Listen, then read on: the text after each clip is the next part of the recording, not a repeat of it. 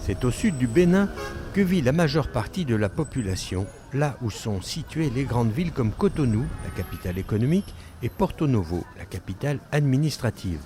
C'est là que se déploie une vaste plaine côtière constellée d'une multitude de fleuves, dont le Niger et l'Ouémé. Des villages vivent là depuis toujours, de pêche et d'agriculture. Mais depuis quelques années, cet environnement fertile se fait de plus en plus menaçant. Tout le monde garde en tête les terribles inondations de 2010 qui avaient fait 46 morts et 680 000 sinistrés.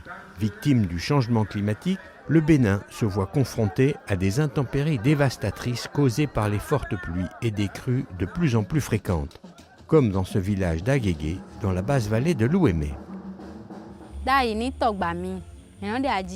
Nous sommes souvent inondés sans qu'on s'y attende.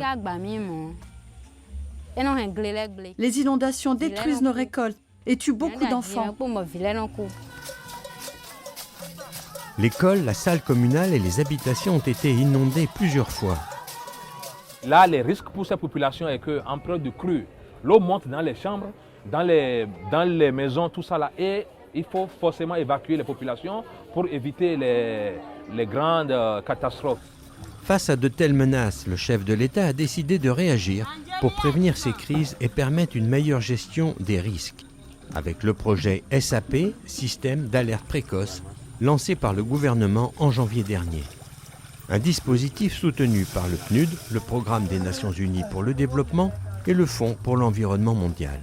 Inspiré de ce qui a déjà été fait au Kenya et de l'expérience des Pays-Bas, le SAP permettra d'anticiper les risques d'inondation, mais aussi les périodes de sécheresse ou les tempêtes, grâce à un dispositif qui comporte des alertes graduelles, passant du vert pour une situation normale au rouge pour un danger imminent. C'est le cas aujourd'hui avec le début de la petite saison des pluies. Les scientifiques sont en ébullition car la situation est potentiellement dangereuse pour les riverains des 12 communes. 3 jours plus tôt, les observateurs qui relèvent matin et soir le niveau de l'eau sur des piquets gradués ont observé une élévation anormale du fleuve. Des données qui sont envoyées à la cellule d'alerte chargée de faire les prévisions en temps réel. Le graphe que vous voyez là met en relief au fait la prévision des inondations au niveau du fleuve Bonou. Là, vous voyez ce que c'est les observations, c'est-à-dire que c'est les informations que nous avons reçues de nos lecteurs au niveau de au niveau de la station de Bonou. Et là, en rouge, c'est la prévision que nous avons faite. Donc la prévision elle est faite sur 3 jours. Et c'est ce que vous voyez là. Quand l'alerte est donnée, les maires doivent faire évacuer les berges et mettre les habitants à l'abri. Cette alerte rouge montre que le niveau de l'eau a monté jusqu'à ce que l'eau sorte de son lit, pour commencer progressivement à rentrer dans les maisons. Et il faut que nous avertissons l'ANPC, l'Agence nationale de la protection civile, en tant que gestionnaire des catastrophes au Bénin, puisqu'ils ont un plan de contingence. Et ce sont eux qui prennent les dispositions. Ils savent ce qu'il faut faire sur le terrain. Les effets du changement climatique représentent un risque vital pour les riverains. Mais c'est aussi un coût. La catastrophe de 2010 avait entraîné des dommages estimés à 127 milliards de francs CFA, près de 200 millions d'euros, et avec aussi des impacts pour les populations, exemple avec le fleuve Niger. Lorsqu'il y a débordement, nous n'arrivons pas à canaliser ce fleuve, et ça emporte des récoltes, ça emporte des habitations, ça crée le désarroi à toutes les populations qui sont autour. Or, en ce moment où nous parlons de l'emploi des jeunes, nous avons fait beaucoup de dépenses pour aménager les vallées, et ils se cultivent plein de cultures vivrières. Alors, vous voyez, le déficit de la culture vivrière, ça met en cause, en quelque sorte, la sécurité alimentaire et nutritionnelle de la population. Ça met en cause l'emploi des jeunes. Et donc, nous allons rechercher des ressources qui sont très importantes, de l'ordre de plus de 95 milliards, pour pouvoir aménager les digues, parce que nous avons déjà fait une partie, mais c'est un problème de ressources, pour aménager les digues tout le long du fleuve du Niger, par exemple, et ça nous permettra de contenir, en cas d'inondation, de contenir le fleuve dans son lit. La commission de modélisation économique des impacts et de l'intégration des changements climatiques, créée par le gouvernement, vient d'être installée. C'est un signal fort pour l'ensemble du pays et sa population, mais c'est avant tout un outil performant. Elle devra prévoir l'impact économique et le coût de l'intégration des changements climatiques dans le budget de l'État. Une décision politique qui implique la mobilisation de plusieurs ministères. Je dois dire qu'il était temps.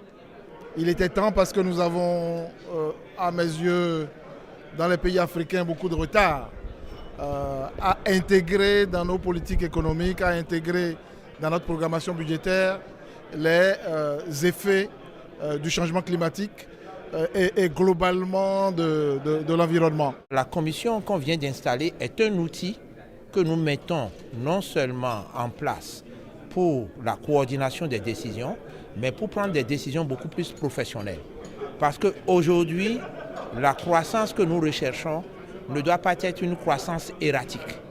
C'est une croissance durable, stable. Et qui parle de stabilité, parle aujourd'hui de la gestion du changement climatique. Parce que prenez l'exemple, par exemple, de ce qui s'est passé à Haïti. Rien que l'ouragan a ramené totalement cette économie à un niveau totalement nul. La création de cette commission s'inscrit dans le cadre des engagements pris par le Bénin, qui a signé et ratifié la Convention cadre des Nations Unies sur le changement climatique. Elle illustre également l'engagement stratégique du pays qui vient de modifier sa politique macroéconomique. Si le budget est l'expression du développement de l'État, des choix de l'État, il est évident que ce budget doit pouvoir intégrer les préoccupations également de l'environnement. Donc vous voyez déjà qu'en essayant d'anticiper, de prévoir, de quantifier et de les intégrer déjà aux prévisions de dépenses budgétaires de l'État, nous sommes en train en réalité donc d'introduire un changement dans les politiques macroéconomiques qui jusqu'à présent évitent de prendre en compte l'environnement.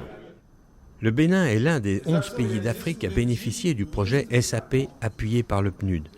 Et sur le long terme, l'ambition affichée est de travailler avec ses voisins d'Afrique de l'Ouest.